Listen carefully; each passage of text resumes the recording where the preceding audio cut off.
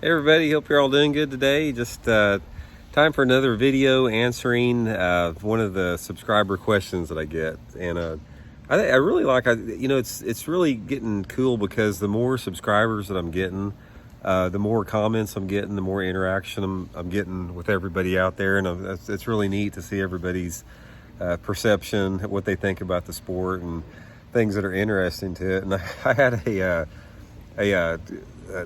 request the other day, which is a legitimate question. One of the subscribers I had, they wanted to know, what do we do on the water when you need to use the bathroom? And obviously that's a question that needs to be answered, because I think that's something that's not the first time I've heard it. I've heard it a lot of different ways. And as you can imagine, since I've been fishing tournaments for 40 years, with people in the boat with me, that's just the topic that comes up all the time.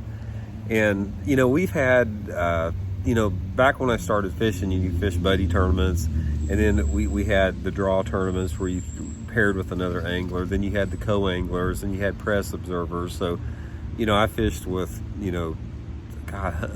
probably thousands of different people over the course of 40 years, men and women both, as co-anglers and partners as well.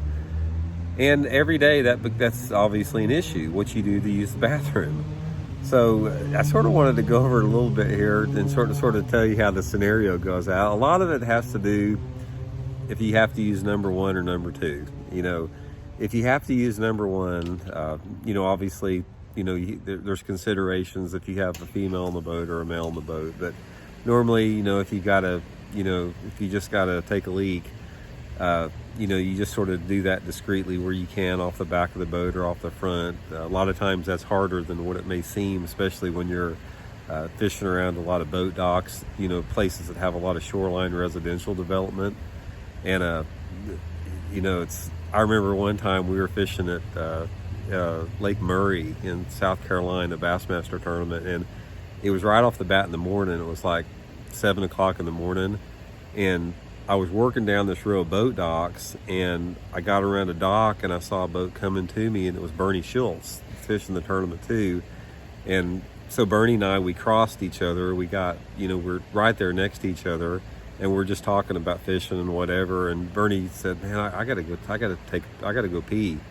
So he just turned around and, he started peeing, and then he got done and turned over there, and we both turned around, and like 30 foot away from us, there was these two, older ladies up there drinking their coffee, and obviously they saw everything. And Bernie's like, "Man, that's the last thing they probably wanted to see right off the bat, drinking their coffee." But, a lot of it, you just sort of have to find discreet places. I've went in boat slips before, trying to, around trees, just wherever you can get around it.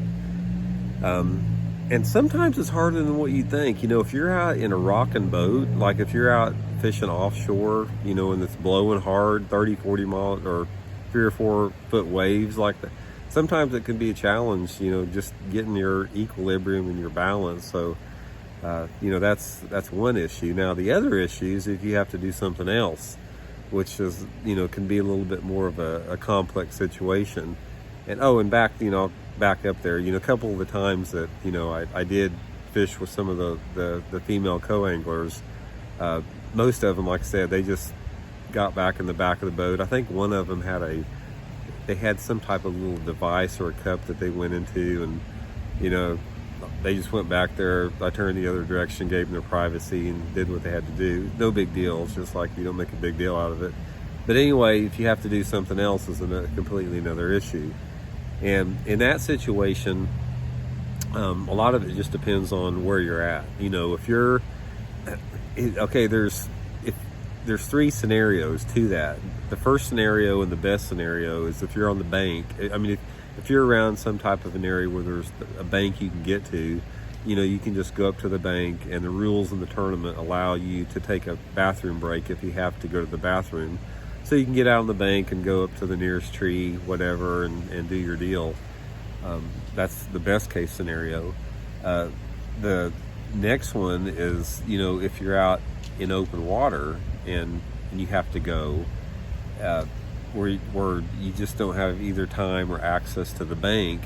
And then obviously you just sort of have to hang it off the side and just sort of take care of it back then. And when nature calls, you can't stop it. So that happens quite a bit, you know, just hanging over to the back of the boat. And the other situation is when you're fishing a residential lake that has lots of boat docks, and you know, really you can't escape it anywhere else. Some of the things you have to do, you just have to go to a marina dock and get out and go there.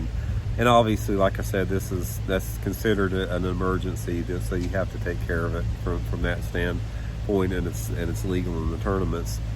But anyway, that's just that's sort of part of tournament fishing. It's sort of like something that never gets talked about ever.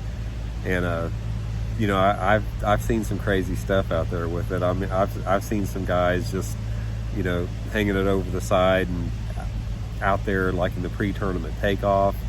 I had this one friend of mine that said that I guess his partner had to go pretty bad one time, and he didn't think anything about it, and he just kept fishing. The guy was in the back of the boat, and he said that when he got back to the room that night, he said he found a present in his live well splash well in the back, but from his partner that was back there. So I got a pretty good laugh out of that one. But other than that, like I said, it's something that you have to deal with every day. You know, it's something that's completely natural and we don't have any much control over. But nevertheless, it's something that it's in the back of your mind all the time. So anyway, hope that answered that subscriber's question. Keep them coming. Please subscribe to the channel, and we'll talk to y'all later on. See ya.